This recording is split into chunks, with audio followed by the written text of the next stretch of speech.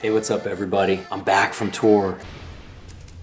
He's back! It was 3 weeks in South America and Central America. Very difficult for me because I got sick and also had like a crazy back injury. So I was actually in a lot of pain for most of this tour, but you know, it went great. The shows were incredible, the audiences were awesome, and you know, I've never been to any of these countries before, so it was a really great experience for me. So I thought it would be fun to make a little video to tell you guys about my new guitar. Once I started this tour, I started playing Abasi guitars. Abasi Concepts is the actual name. And I've been playing two of their guitars, the Larada Legion.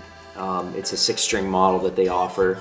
I think it's their most affordable model, but man, I love the guitars. I actually don't have them with me. They're in LA at Steve's house right now. For our next tour, they're ready.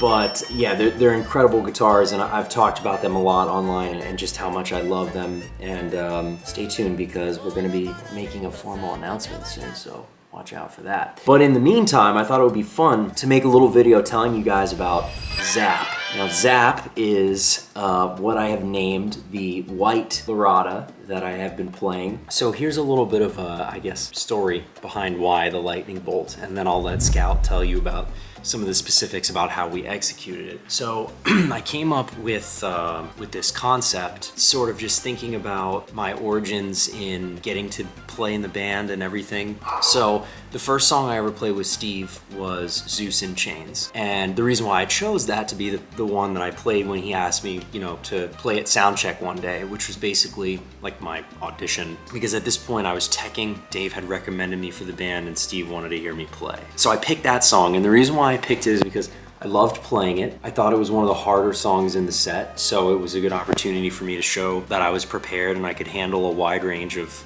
you know, playing techniques, 7-string chords, riffs, melodies, intricate lead stuff, all that. Another reason why I chose it is because on my first tour, Steve called me Dante in Chains a lot, which was like a compliment to my physique, you know, which I thought was really cool. And it's like the second day of tour, he started calling me Dante in Chains. I love that. I thought that was such an awesome nickname, and you know, I just kind of embraced it. So when he asked me which song I wanted to play, I was like, there's only one choice, Zeus in Chains, let's do it, you know? To me, I think what I try to bring to everything I do in life is like a lightning bolt of energy, like a jolt of enthusiasm and passion and energy, just that can come in and reinvigorate anything.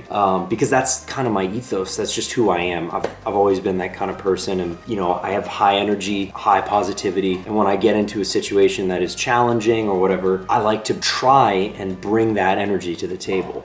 I try to be a lightning bolt, or like in baseball, we used to say, you know, you could be a guy is like a spark plug if he always gets a hit and starts a rally, you know? So that was kind of why I wanted to use a lightning bolt to sort of symbolize all of that, the power, the excitement, the, you know, coming in with a bang and making something new and exciting happen. That was what I wanted to bring to the table. So I was talking to my brother about this, and he came up with some design ideas. We ended up choosing one that had the bolt just kind of flat under the pickups, and I really like the boldness, the simplicity of this one, and also because Scout and I really wanted to make it epoxy. We didn't want to just paint it. We needed to use the flat surface of the guitar, so the guitar has a lot of curvature to it. So if we were going to do something on the tops or the sides, it would require painting. We had the idea of epoxy. Like I was thinking about the tables that you see on Instagram or whatever that are like a piece of reclaimed wood that people put like glowing blue epoxy in, and it makes it look like a river through mountains. That was basically the idea of what I wanted the guitar to look like, except for with like the lightning bolt of a Sith Lord, basically. That was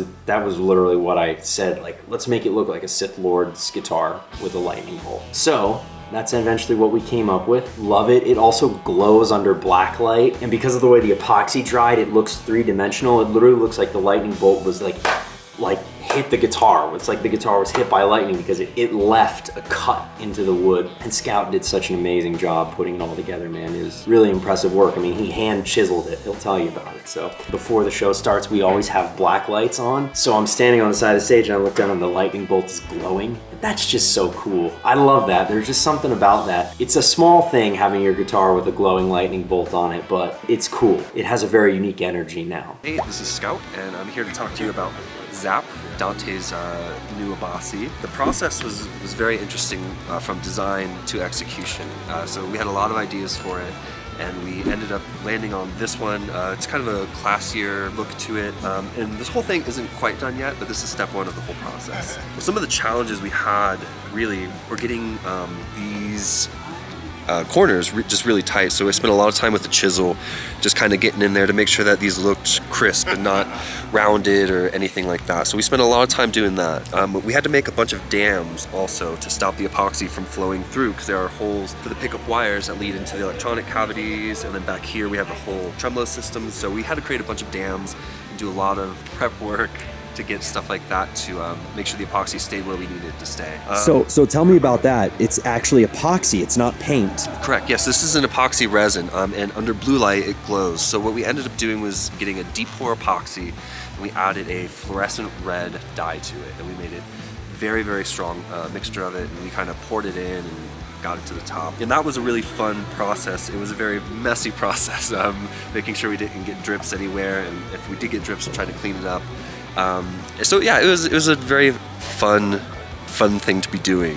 When this thing shines, it was worth every second of work into it under the blue light. It's very, very cool. So you used a chisel by hand. We used chisel by hand to get the corners, and then I used straight pieces of wood as a template to get the longer lines, so I could route out. So I made a template, and then I used a router to take out the mass of it, and then I just, as small as my router could get, I went to there and then I hand chiseled the rest out.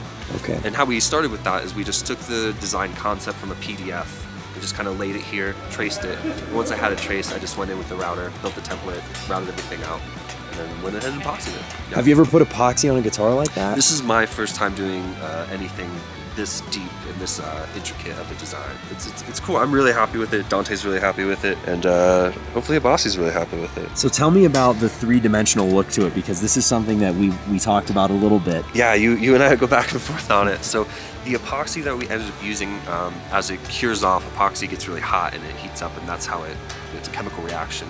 But inside of that, as it starts to gas off and pull back in, it starts to shrink back. So when this was done originally, there was a small little hump there, and what you see now is what is called technically a meniscus, I suppose. And as it shrank back around 10% of the pour. So once it was finally cured and dried, it is under what we would call the water level, I suppose, now. And so Dante and I kind of go back and forth on it. It gives it a really cool, I gotta give it to him, gives it a really cool three-dimensional look when the light catches it, which really helps amplify the idea of a lightning bolt, all pun intended. So I wanted it to be very flat and very smooth, but the fact that it shrank back, and we did this in a week. From Eastern Europe to here, we had 1 week to kind of get this done. So I really didn't have time to go back and sand to make sure that this piece could take on the new epoxy and so it wouldn't fall off. Or it would have something to grab onto.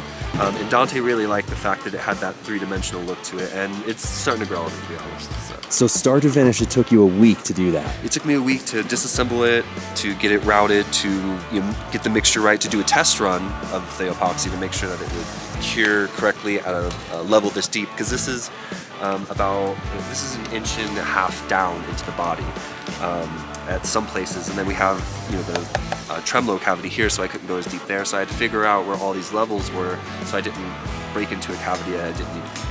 It's amazing. So yeah, so we had about a week to get everything done and reassembled before Dante needed it for rehearsals. Dante uses this for drop C, so it definitely, this thing has a really cool vibe all its own. So I'm very happy with it.